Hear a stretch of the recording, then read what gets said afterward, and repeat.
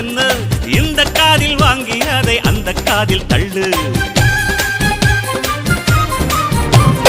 மேகம் மீதந்தாலும் காகம் பறந்தாலும் ஆகாயம்தான் அழுக்காக ஆகாதுன்னு சொல்லு. பூ பந்தை யாரும் நீரில் பத்தித்தான் வச்சாலும் வந்து வரும் தண்ணி மேலதான்.